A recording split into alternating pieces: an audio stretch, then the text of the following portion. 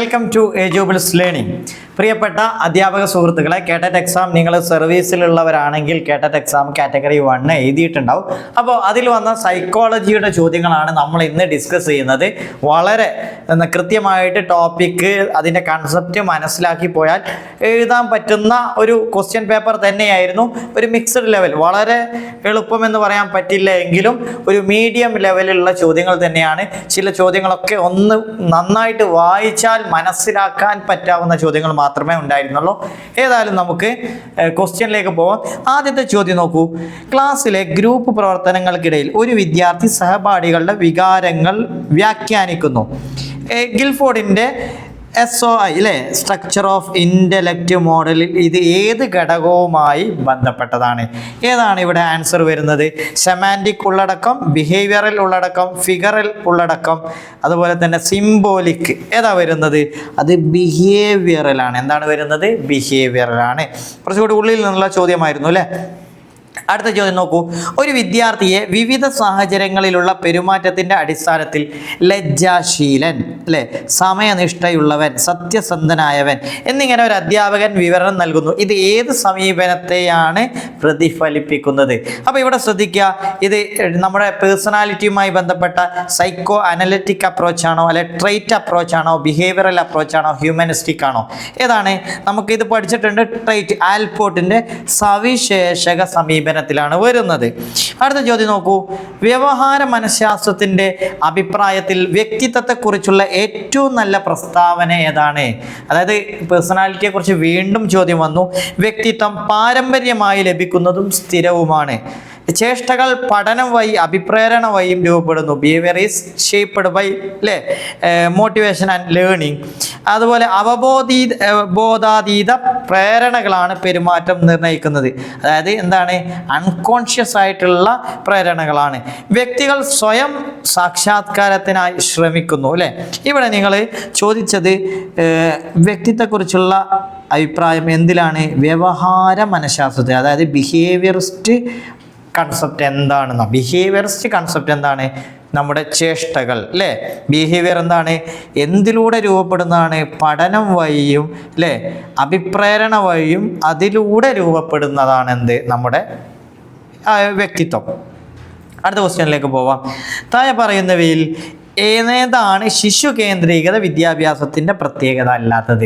അതായത് child centred എഡ്യൂക്കേഷൻ്റെ പ്രത്യേകതയല്ലാത്തത്? സജീവ പങ്കാളിത്തം, വിദ്യാർത്ഥികളുടെ ആവശ്യങ്ങളിൽ ശ്രദ്ധ കേന്ദ്രീകരിക്കൽ, അധ്യാപക ആധിപത്യം, ചെയ്തു പഠിക്കുക. നമുക്കറിയാം ടീച്ചർ ഡൊമിനൻസ് അല്ലേ. ടീച്ചറാണ് ഇത്. ചൈൽഡ് സെൻറ്റേർഡ് അല്ലേ, അപ്പോൾ അവിടെ ആധിപത്യം ടീച്ചർക്കാണോ? അല്ല, ഒരിക്കലുമല്ല. ലേണിംഗ് ബൈ ഡൂയിങ് ഇതിൻ്റെ ഭാഗമല്ലേ? ഉറപ്പായിട്ടുമാണ്. സോ ആൻസർ വരുന്നത് ഓപ്ഷൻ സി ആണ്, അധ്യാപക ആധിപത്യം. അടുത്ത ക്വസ്റ്റ്യൻ നോക്കൂ.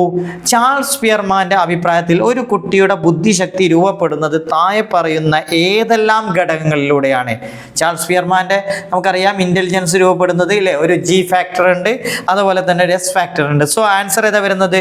പൊതുഘടകം മാത്രം ആണോ? ജനറൽ ഫാക്ടർ ഓൺലി അല്ല, ഒരു പ്രത്യേക ഘടകം, സ്പെസിഫിക് ഫാക്ടറും അതുപോലെ തന്നെ സെവറൽ ജനറൽ ഫാക്ടർ, അങ്ങനെയാണോ? അല്ലെങ്കിൽ ഒരു പൊതുഘടകവും നിരവധി പ്രത്യേക ഘടകങ്ങളും? ഇവിടെ നമുക്ക് ജനറൽ ഫാക്ടറും അതുപോലെ തന്നെ സ്പെസിഫിക് ഫാക്ടറിന് പുറമെ ആ കൺസെപ്റ്റ് മനസ്സിലാക്കണം. കാരണം നമ്മളെ കൺഫ്യൂസ്ഡ് ചെയ്യിക്കുന്ന രീതിയിലുള്ള ചോദ്യങ്ങളാണ് വന്നിട്ടുള്ളത്.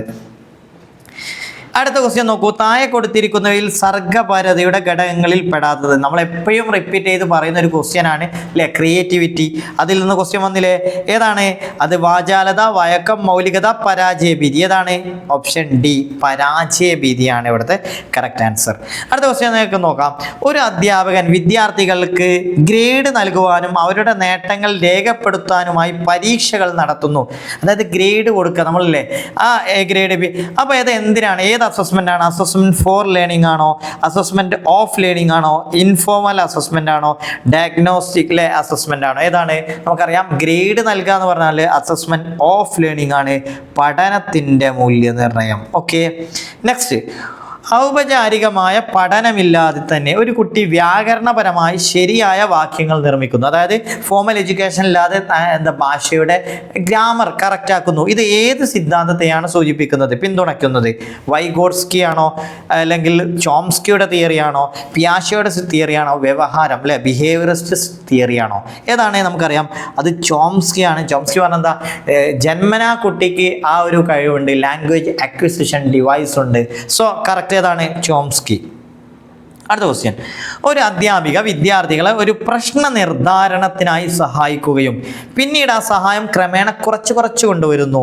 ഇത് എന്തിനുള്ള ഉദാഹരണമാണ്? അപ്പോൾ ടീച്ചറുടെ ഈ ഹെൽപ്പിന് പറയുന്ന പേര് ഡ്രിൽ, പണിഷ്മെന്റ്, സ്കഫോൾഡിങ്, കണ്ടീഷനിങ്. ഏതാണ് നമുക്കറിയാം, അത് സ്കഫോൾഡിങ് ആണ്. വൈഗോട്സ്കിയുടെ കൺസെപ്റ്റ് ആണ്.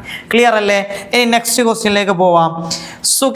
സുകിൽസൺ എന്ന പ്രൈമറി സ്കൂൾ വിദ്യാർത്ഥി കേട്ടോ, ആശയങ്ങൾ അർത്ഥം മനസ്സിലാക്കാതെ ഹൃദ്യസ്ഥമാക്കുക അല്ലെ, കാണാപാഠം പഠിക്കുന്നു. പ്രയോഗാധിഷ്ഠിത ചോദ്യങ്ങളിൽ മോശം പ്രകടനം കാണുന്നത്, അതായത് ആപ്ലിക്കേഷൻ ലെവലിൽ ചോദ്യങ്ങളിൽ എന്താണ്, പുവർ ആയിട്ടുള്ള പെർഫോമൻസ് ആണ്. ഇത് എന്തിനെ സൂചിപ്പിക്കുന്നു? ആയത്തിൽ പഠിക്കുന്നുണ്ടോ കുട്ടി? വിശകലനാത്മക ചിന്തയാണോ? അനലിറ്റിക്കൽ തിങ്കിങ് ഉണ്ടോ? ക്രിയേറ്റീവ് തിങ്കിങ് ആണോ? റോട്ട് ലേണിംഗ് ആണോ? അപ്പോൾ എവിടെ നമുക്ക് കറക്റ്റ് മനസ്സിലാക്കാം, കുട്ടികളുടെ അല്ലേ പഠന രീതിയാണ് ഇവിടെ മനസ്സിലാക്കേണ്ടത്. മണപ്പാഠം പഠിക്കുന്നത് കൊണ്ടാണ്. ഓക്കെ, റോട്ട് ലേണിംഗ് ആണ്. കറക്റ്റ് നമുക്ക് മനസ്സിലാക്കാം. അടുത്ത ഒരു ക്വസ്റ്റ്യൻ ആണ്, പഠന വൈകല്യത്തിൻ്റെ വ്യത്യസ്ത തരങ്ങളെ അവയുടെ പ്രത്യേകതകളുമായി പൊരുത്തപ്പെടുത്തുക എന്ന് പറഞ്ഞാൽ കണക്ട് ചെയ്യുക, മാച്ച് ചെയ്യുക. നമുക്ക് നോക്കാം. ഡിസ്ലെക്സിയ എന്തുമായി ബന്ധപ്പെട്ടതാണ്? ഗണിതമാണോ, എഴുത്താണോ, ശ്രദ്ധക്കുറവാണോ, വായനയാണോ? വായനല്ലേ. അതായത് A4 വരുന്നു. A4 ഇവിടെ ഏതൊക്കെ ഉണ്ട്? യെസ്, സിമ്പിളാണ്, ഇവിടെ തന്നെ ഉണ്ട്. ഇനി ബാക്കിയുള്ളത് കിട്ടണമെന്നുണ്ടോ? ബാക്കി നോക്കാം. ഡിസ്ഗ്രാഫിയ എഴുത്ത് B2, okay, B2 correct. Dyscalculia ഗണിതം, ഓക്കെ, C1 ആണ്. ഡി ഏതാണ്? D3, അതായത് ഡി ശ്രദ്ധക്കുറവ്. ഇങ്ങനെ തന്നെ നോക്കുക. ഇത് നമ്മൾ വലിയ കൺഫ്യൂസ്ഡ് ആയി തോന്നും. ഒറ്റ കിട്ടിയാൽ തന്നെ ആൻസർ കിട്ടുന്ന രീതിയിലേക്ക് നമുക്ക് കൊണ്ടുപോകാൻ പറ്റും. അടുത്ത ക്വസ്റ്റ്യൻ, ഡെൽമോസ് എന്ന ഹൈസ്കൂൾ വിദ്യാർത്ഥി ചലനങ്ങളിലൂടെയും ശാരീരിക പ്രവർത്തനങ്ങളിലൂടെയും കൂടുതൽ എളുപ്പത്തിൽ പഠിക്കുന്നു. ഗാർഡനറുടെ ബുദ്ധി സിദ്ധാന്ത പ്രകാരം ഈ വിദ്യാർത്ഥിക്ക് ഉയർന്ന നിലയിൽ ഉള്ളത് എന്താണ്? അപ്പോൾ നമ്മൾ നോക്കുക, ഹവാർഡ് ഗാർഡനറുടെ ഇതാണ്. ഇവിടെ ശാരീരിക പ്രവർത്തനങ്ങളിലൂടെയും അല്ലേ ചലനങ്ങളിലൂടെയാണ് എന്ത് ചെയ്യുന്നത്, പഠനം നടക്കുന്നത്. സോ ആന്തരിക ഇൻട്രാ പേഴ്സണലാണോ, വിഷ്വൽ സ്പാഷ്യലാണോ, വേർബലാണോ, ബോഡിലി കിനസ്തറ്റിക് ആണോ? ഏതാണ്? ശാരീരിക ചലനപര ബുദ്ധി. കറക്റ്റ് അല്ലേ? അടുത്ത ക്വസ്റ്റ്യൻ, ഹൈസ്കൂൾ അധ്യാപകനായ പെജവാർ ക്ലാസ്സിലെ ഗ്രൂപ്പ് പ്രവർത്തനങ്ങൾ മനസ്സിലാക്കാൻ സോഷ്യോമെട്രി ഉപയോഗിക്കുന്നു. ഇവിടെ നിങ്ങൾ മനസ്സിലാക്കേണ്ടത് സോഷ്യോമെട്രിയുമായി ബന്ധപ്പെട്ടതാണ്. ഇതിൻ്റെ പ്രധാന ലക്ഷ്യം എന്താണ്? ഓമശക്തി പരിശോധന നടത്താനാണോ, ഭാഷാ കഴിവുകളാണോ, സാമൂഹിക ബന്ധങ്ങൾ പഠിക്കലാണോ, ബുദ്ധിശക്തി അളക്കലാണോ? സാമൂഹിക ബന്ധങ്ങൾ പഠിക്കുക. ഇനി അധ്യാപകൻ ബോർഡിൽ എഴുതിയത് എന്താണെന്നൊരു വിദ്യാർത്ഥിക്ക് വ്യക്തമായി കാണാൻ കഴിയുന്നില്ല. അപ്പോൾ ആ അധ്യാപകൻ എന്ത് ചെയ്യണം? കുട്ടിയോട് മറ്റുള്ളവരെന്ന് പകർത്തിയത് എഴുതാൻ പറയുകയാണോ? ആ പ്രശ്നത്തെ കണ്ടില്ലെന്ന് നടിച്ചാൽ മതിയോ? ആ വിദ്യാർത്ഥിയെ മുൻവരിയിലിരുത്തി വലിയ അക്ഷരങ്ങൾ ഉപയോഗിക്കലാണോ? എഴുതാത്തതിന് ആ കുട്ടിയെ ശിക്ഷിക്കുക. ഏതാണ്? നമുക്കറിയാം. എന്ത് ചെയ്യണം? ആ വിദ്യാർത്ഥിയെ മുൻവരിയിലിരുത്തി വലിയ അക്ഷരത്തിൽ ഉപയോഗിക്കാം. അടുത്ത ക്വസ്റ്റ്യൻ, ജെഫ്നോയ് എന്ന ഹൈസ്കൂൾ വിദ്യാർത്ഥി തൻ്റെ ഇഷ്ടപ്പെട്ട അധ്യാപകൻ്റെ പെരുമാറ്റവും ശൈലിയും അനുകരിക്കുന്നു.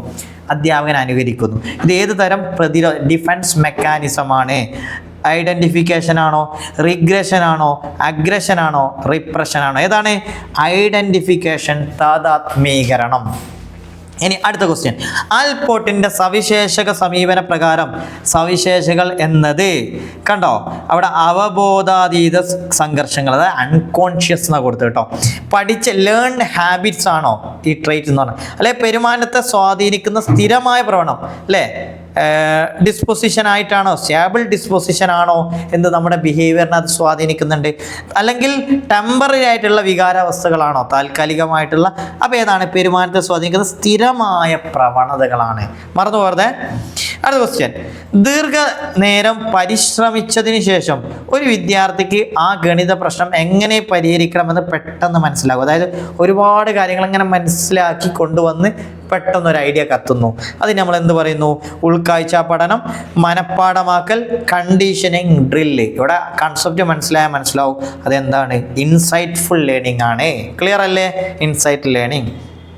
അടുത്ത ക്വസ്റ്റ്യൻ, താഴെ പറയുന്നവയിൽ ഏതാണ് ശിശു കേന്ദ്രീകൃത അധ്യാപന രീതിയെ പ്രോത്സാഹിപ്പിക്കുന്നത്? ഏതാണ്? ശിശു കേന്ദ്രീകൃതം നമ്മൾ നേരത്തെ പറഞ്ഞിരുന്നു അല്ലേ, ചൈൽഡ് സെൻറ്റേർഡ്. അപ്പോൾ ഉള്ളടക്കം മനസ്സിലാക്കുക. അതുപോലെ തന്നെ കഴിവിൻ്റെ അടിസ്ഥാനത്തിൽ വിദ്യാർത്ഥികളെ തരംതിരിക്കലും ലേബൽ ചെയ്യുക. അല്ലേ, ഇവൻ പഠിപ്പിയാണ്, ഇവൻ പഠിക്കാത്തവനാണ്. അതിൽ പാഠപുസ്തകത്തിൽ മാത്രം അമിത പ്രാധാന്യം കൊടുക്കുക, ടെക്സ്റ്റ് ബുക്കിന് അമിത പ്രാധാന്യം, അല്ല കുട്ടികളുടെ അനുഭവങ്ങൾക്ക് പ്രാധാന്യം നൽകുക. ഇവിടെ ഏതാണ് ചൈൽഡ് അധ്യാപന അല്ലേ? ഇവിടെ നമുക്ക് റോട്ട് മെമ്മറൈസേഷനിൽ ഉൾപ്പെടുത്താൻ പറ്റുമോ? ഇല്ല. അവിടെയാണ് കുട്ടികളുടെ അനുഭവങ്ങൾക്ക് പ്രാധാന്യം നൽകുക. Giving importance to the children's experience. അല്ലേ, ലേണിംഗ് എന്തായാലും എക്സ്പീരിയൻസ് ആണ്, അനുഭവഭേദ്യമാണ്. അല്ലേ, ഓക്കെ. ഗുണാത്മകം, അതായത് നെഗറ്റീവ് റീഇൻഫോഴ്സ്മെന്റ്. നമുക്കറിഞ്ഞു റീഇൻഫോഴ്സ്മെന്റ് എന്നാണ് നമ്മൾ കൊടുക്കുന്നതാണ്. നെഗറ്റീവ് എന്ന് പറഞ്ഞാൽ എന്താ? മോശമായ കാര്യം അല്ലെങ്കിൽ അവർക്ക് ഇഷ്ടമില്ലാത്തൊരു കാര്യം റിമൂവ് ചെയ്യുക. സോ എന്താണ്? പ്രതിഫലം നൽകുന്നതാണോ? അല്ല. അസുഖകരമായ ഉത്തേജനത്തെ നീക്കുന്നതാണോ? ശിക്ഷ നൽകുന്നതാണോ? അഭിലഷണീയമായ പെരുമാറ്റം അവഗണിക്കുന്നതാണോ? അപ്പോൾ എവിടെയാണ്? നമുക്കറിയാം അൺപ്ലസന്റ് സ്റ്റിമുലസിനെ റിമൂവ് ചെയ്യുക. സോ ഓപ്ഷൻ ബി, അസുഖകരമായ ഉത്തേജനത്തെ നീക്കുന്നു. നെക്സ്റ്റ്, സാമൂഹ്യ ബന്ധ പരിശോധന അല്ലേ, സോഷ്യോമെട്രി ആരാ വികസിപ്പിച്ചത്? നമ്മളെപ്പോഴും പറയാറുണ്ട്, അതാണ് ജേക്കബ് എൽ മൊറീനോയാണ്. ഓക്കെ. 21ാമത്തെ ക്വസ്റ്റ്യൻ, ലോറൻസ് കോൾബർഗിന്റെ സാൻമാർഗിക വികാസ സിദ്ധാന്ത പ്രകാരം വസുദൈവ കുടുംബകം, ലോകം അല്ലേ ഒരു കുടുംബമാണ് എന്ന സിദ്ധാന്തം മനസ്സിലാക്കി അംഗീകരിക്കാൻ ആവശ്യമായ കഴിവും വിശാലമായ മനോഭാവം വളരുന്ന ഘട്ടം. അല്ലേ, കറക്റ്റ് നല്ല ക്വസ്റ്റ്യൻ ആണ് വരുന്നത്. ഏതാണ് വരുന്നത്? ഇമോഷണൽ സ്റ്റേജ് ആണോ, പോസ്റ്റ് കൺവെൻഷനൽ ആണോ, കൺവെൻഷനൽ സ്റ്റേജ് ആണോ, പ്രീ കൺവെൻഷനൽ ആണോ? നമുക്കറിയാം ആകെ 3 സ്റ്റേജേ ഉള്ളൂ, പ്രീ, അതുപോലെ കൺവെൻഷനൽ, പോസ്റ്റ്. അതെവിടെ വരുന്നത്? യാഥാസ്ഥികാനന്തര സദാചാര ഘട്ടം. അല്ലേ, അവിടെ നമുക്കല്ലേ കറക്റ്റ് നമുക്കറിയാം ആ പോസ്റ്റ് കൺവെൻഷനൽ സ്റ്റേജിലാണ് ഇത് വരുന്നത്. ഓക്കെ. നെക്സ്റ്റ്, പിയാഷയുടെ വൈജ്ഞാനിക വികാസ സിദ്ധാന്തത്തിലെ ഇന്ദ്രിയ ചാലഘട്ടത്തിന്റെ സവിശേഷതകൾ എന്താണ്? അപ്പോൾ ഇവിടെ സെൻസറി മോട്ടോർ സ്റ്റേജിന്റെ പ്രത്യേകത, അവിടെ നമ്മൾ എന്ത് ചെയ്യുന്നു? ഹൈപ്പത്തറ്റിക്കോ ഡിഡക്റ്റീവ് റീസണിങ് നടക്കുന്നോ? ഇല്ല. കൺസർവേഷൻ, ക്ലാസ് ഇൻക്ലൂഷൻ, കൺസർവേഷൻ ആണോ നടക്കുന്നത്? അല്ലെ ക്ലാസിഫിക്കേഷൻ എബിലിറ്റി ആണോ? തരംതിരിക്കാനുള്ള കഴിവാണോ? അല്ലെ വസ്തുസ്ഥൈര്യം, ഒബ്ജക്റ്റ് പെർമനൻസ് ഇല്ലായ്മയാണോ? ഏതാണ്? യെസ്, വസ്തുസ്ഥൈര്യമില്ലായ്മ. ഒരു സാധനം കണ്ടു, കുറച്ച് കഴിഞ്ഞാൽ അത് മറിഞ്ഞു പോയി, വീണ്ടും ആ സാധനം അവിടെ ഉണ്ടെന്ന് കുട്ടിക്ക് ഓർമ്മ ഉണ്ടാവില്ല. അല്ലേ, വസ്തുസ്ഥൈര്യം ഇല്ലാതിരിക്കുക. നെക്സ്റ്റ്, ബെൽവാസ് എന്ന ഹൈസ്കൂൾ അധ്യാപിക കുട്ടികളിൽ ഭാഷാ വികസനം മെച്ചപ്പെടുത്തുന്നതിനായി ഗ്രൂപ്പ് ചർച്ചകൾ പ്രോത്സാഹിപ്പിക്കുന്നു. ഇവിടെ ഇമ്പോർട്ടൻ്റ് എന്താണ്? ഗ്രൂപ്പ് ചർച്ചകൾ പ്രോത്സാഹിപ്പിക്കുന്നു. ഈ സമീപനം ഏത് സിദ്ധാന്തത്തെ അടിസ്ഥാനമാക്കിയാണ്? ഇവിടെ ചോംസ്കിയുടെ തിയറിയാണോ, വൈഗോട്സ്കിയുടെ തിയറിയാണോ, ബിഹേവിയറിസമാണോ, പിയാഷയുടെ തിയറിയാണോ? നമുക്കറിയാം ഗ്രൂപ്പ് ചർച്ച അല്ലേ എന്തിൻ്റെ ഭാഗമാണ്? Social constructive, collaborative learning, cooperative learning എന്നൊക്കെ പറഞ്ഞിട്ട് നമ്മൾ പഠിച്ചിട്ടില്ലേ? അല്ലെങ്കിൽ ഡിസ്കഷനൊക്കെ അതിൻ്റെ ഒരു ഭാഗമായിട്ട് വരും. സോ അത് ആരാ കൊണ്ടുവന്നിട്ടുള്ളത്? അത് വൈഗോട്സ്കിയാണ്. സോ വൈഗോട്സ്കിയുടെ സിദ്ധാന്തമാണ്. നെക്സ്റ്റ്, ഹർദിയൻ എന്ന ഹൈസ്കൂൾ വിദ്യാർത്ഥി കഠിനമായ പഠന പ്രവർത്തനങ്ങൾ നേരിടുമ്പോൾ അതിൽ നിന്ന് എളുപ്പത്തിൽ പിന്മാറുന്നു. അല്ലേ, ഇത് എന്തിൻ്റെ കുറവിനെ സൂചിപ്പിക്കുന്നു? ഓർമ്മശക്തിയാണോ, ഭാഷാപരമായ എബിലിറ്റിയാണോ, അഭിപ്രായ മോട്ടിവേഷനാണോ, മുന്നർ പ്രിയർ നോളജ്? അപ്പോൾ എന്താണ്? അതായത് പഠന പ്രവർത്തനങ്ങൾ കഠിനമാവുമ്പോഴാണ് എന്ത് ചെയ്യുന്നത്? എളുപ്പത്തിൽ പിന്മാറുന്നു. അവിടെ ഇത് മെമ്മറി കുറഞ്ഞുകൊണ്ടാണോ, അല്ലെ ലാംഗ്വേജ് കുറഞ്ഞുകൊണ്ടല്ലോ? എന്ത് കുറഞ്ഞതുകൊണ്ടാണ്? മോട്ടിവേഷൻ. എന്ത് കുറഞ്ഞുകൊണ്ടാണ്? അവനെ അങ്ങനെ പ്രയാസം വരുന്ന സമയത്ത് അവനെ മോട്ടിവേറ്റ് ചെയ്ത് അതിലേക്ക് കൊണ്ടുപോകണം. അടുത്ത ക്വസ്റ്റ്യൻ, പ്രൊമിത്യു എന്ന ഹൈസ്കൂൾ വിദ്യാർത്ഥി പഠനത്തിൽ താല്പര്യം കാണിക്കാതിരിക്കുകയും അക്കാദമിക പ്രവർത്തനങ്ങളിൽ നിന്ന് ഒഴിഞ്ഞു നിൽക്കുകയും ചെയ്യുന്നു. ഇതിനുള്ള കാരണം എന്തായിരിക്കാം? പഠനത്തിൽ താല്പര്യം കാണിക്കുന്നില്ല, അതായത് ശക്തമായ പ്രചോദനമാണോ? കാരണമാണ് ചോദിച്ചത്. ഉയർന്ന ബുദ്ധിശക്തി ഉണ്ടായത് കൊണ്ടാണോ? അല്ല. ലാക്ക് ഓഫ് മോട്ടിവേഷൻ ആണോ? അതെ. സോ എന്താണ്? Lack of motivation. ഇവിടെ ചെറിയ പ്രശ്നമുണ്ട് കണ്ടോ, ഇവിടെ മലയാളം മാറിയത് കണ്ടോ? ഇതിങ്ങനെ മാറിപ്പോയിട്ടുണ്ട് അല്ലേ? അപ്പോൾ ഇവിടെ ഇംഗ്ലീഷ് ശ്രദ്ധിച്ചാൽ മതി കേട്ടോ. ഇംഗ്ലീഷാണ് ഫൈനലായിട്ട് നോക്കുക. അപ്പോൾ ഇംഗ്ലീഷ് വെച്ചിട്ട് ചെയ്താൽ മതി. ഇനിയിപ്പോൾ ക്യാൻസലായി പോയാൽ നോക്കാം. ഏതായാലും അടുത്ത ക്വസ്റ്റ്യൻ, ഒരു വിദ്യാർത്ഥി സ്കൂൾ നിയമങ്ങൾ പാലിക്കുന്നത് നിയമങ്ങൾ ക്രമം നിലനിർത്തുവാൻ സഹായിക്കുന്നു എന്ന വിശ്വാസം കൊണ്ടാണ്. അതായത് നിയമങ്ങൾ, ലോസ്, അത് നമുക്കൊരു ക്രമം നിലനിർത്താൻ സഹായിക്കുന്നു. കോൾബർഗിൻ്റെ തിയറിയിൽ നിന്ന് അടുത്തൊരു ക്വസ്റ്റ്യൻ ആണ്. ഇത് ഏത് സ്റ്റേജിലാണ്? Pre conventional, conventional, post conventional, emotional. വീണ്ടും റിപ്പീറ്റ് ചെയ്യാണ്. ഇതെവിടെയാണ്? കൺവെൻഷനൽ സ്റ്റേജിലാണ്. നിയമങ്ങൾ ക്രമം നിലനിർത്താൻ സഹായിക്കുന്നു അല്ലേ? നിയമങ്ങളെ ഓക്കെ. ഇവിടെ നമ്മൾ എന്ത് ചെയ്യുന്നു? Conventional stage. ഓക്കെ, ക്ലിയർ അല്ലേ? ഇനി നമുക്ക് അടുത്ത ക്വസ്റ്റ്യനിലേക്ക് പോവാം. ഏതാണ്? കുട്ടികൾ ആദ്യം കൈകളുടെ ചലനങ്ങളെ നിയന്ത്രിക്കുകയും പിന്നീട് വിരലുകളുടെ ചലനങ്ങളിൽ നൈപുണ്യം നേടുകയും ചെയ്യുന്നു. അതായത് ആദ്യം കൈയായിരിക്കും, പിന്നെയാണ് അതിൽ വിരലുകളിലേക്ക് എത്തുന്നത് അല്ലേ? അപ്പോൾ അവിടെ ഏതാണ് വരുന്നത്? തല മുതൽ സെഫാലോ കൗഡലാണോ, പ്രോക്സിമോ ഡിസ്റ്റിലാണോ, അല്ലെങ്കിൽ വികാസം പാരമ്പര്യത്തെയും പരിസരത്തെയും ആശ്രയിച്ചിരിക്കുന്നു അല്ലെ? വികാസക്രമം രേഖീയമല്ല, നോട്ട് ലീനിയർ അല്ലേ? ചാക്രികമാണ്, അത് സ്പൈറലാണ്. ഇവിടെ നമുക്കറിയാം ഏതിൽ നിന്നാണ്? ഇവിടുത്തെ കൈകളിൽ നിന്ന് അറ്റങ്ങളിലേക്ക് പോകുന്നു. അതിന് നമ്മൾ പറയുന്ന പേരെന്താണ്? പ്രോക്സിമോ ഡിസ്റ്റൽ, സാമീപ്യ ദൂര സ്ഥിരതയാണ്. ഓക്കെ, അടുത്ത ക്വസ്റ്റ്യൻ. താഴെ പറയുന്ന സമീപനങ്ങളിൽ ഏതാണ് ഒരു അധ്യാപകൻ വിദ്യാർത്ഥികളെ സ്വതന്ത്രമായി അവരുടെ വികാരങ്ങൾ പ്രകടിപ്പിക്കുവാൻ പ്രോത്സാഹിപ്പിക്കുകയും ഓരോ കുട്ടിയുടെയും സ്വാതന്ത്ര്യത്തെ വിലമതിക്കുകയും ചെയ്യുന്നത്? അവിടെ നോക്കൂ, കുട്ടികളുടെ സ്വാതന്ത്ര്യത്തിന് പ്രാധാന്യം കൊടുക്കുന്നു. Humanistic approach, psychoanalytic approach, behavioural approach, trait approach. അതേതാണ്? അത് ഹ്യൂമനിസ്റ്റിക് അപ്രോച്ചാണ്. ഓക്കെ, 29ാമത്തെ ചോദ്യം. ക്ലാസ് റൂം ചർച്ചാവേളയിൽ ജിതേശ്വർ സാർ സാധാരണയായി പെൺകുട്ടികളെക്കാൾ ആൺകുട്ടികൾക്ക് കൂടുതൽ ശ്രദ്ധ നൽകാറുണ്ട്. ഇത് ഏതിനുള്ള ഉദാഹരണമാണ്? നമുക്കറിയാം, ജെൻഡർ റിലവൻസ് ആണോ, ജെൻഡർ ഐഡൻറ്റിറ്റി ആണോ, ജെൻഡർ ബയാസ് ആണോ, ജെൻഡർ കോൺസിസ്റ്റൻസി ആണോ? ഏതാണ്? ജെൻഡർ ബയാസ് ആണ്. ഓക്കെ, അടുത്ത ലാസ്റ്റ് ക്വസ്റ്റ്യൻ. ഒരു അധ്യാപകൻ തൻ്റെ ക്ലാസ്സിലെ ഒരു കുട്ടിയെക്കുറിച്ച് വിശദമായി പഠിക്കുന്നു. ഇത് ഏത് രീതിയാണ്? സർവേ നടത്തലാണോ, കേസ് സ്റ്റഡി ആണോ, ഒബ്സർവേഷൻ ആണോ, ടെസ്റ്റിംഗ് ആണോ? ഏതാണ്? ഒരു കുട്ടിയെക്കുറിച്ച് വിശദമായി പഠിക്കുന്നത് കേസ് സ്റ്റഡിയാണ്. ഏതാണ്? കേസ് സ്റ്റഡിയാണ്, സർവേ അല്ല. ഇവിടെയും ഓപ്ഷൻ മാറിയിട്ടുണ്ട്. ഇവിടെ ഇംഗ്ലീഷിൽ കേസ് സ്റ്റഡിയാണ്. സോ 2 ക്വസ്റ്റ്യൻ അങ്ങനെ വന്നിട്ടുണ്ട്. തീർച്ചയായിട്ടും വളരെ സിമ്പിൾ എന്ന് പറയാൻ പറ്റില്ലെങ്കിലും മനസ്സിലാക്കി എഴുതാൻ പറ്റുന്ന ക്വസ്റ്റ്യൻസ് തന്നെയായിരുന്നു വന്നിട്ടുണ്ടായിരുന്നത്. സോ എല്ലാവർക്കും നല്ല മാർക്ക് തന്നെ പ്രതീക്ഷിക്കുന്നു. നിങ്ങൾക്ക് എത്ര മാർക്ക് കിട്ടും എന്നൊന്ന് കമൻറ്റ് ചെയ്യോ. സോ ഇവിടെ വൈൻഡപ്പ് ചെയ്യുന്നു. Thank you.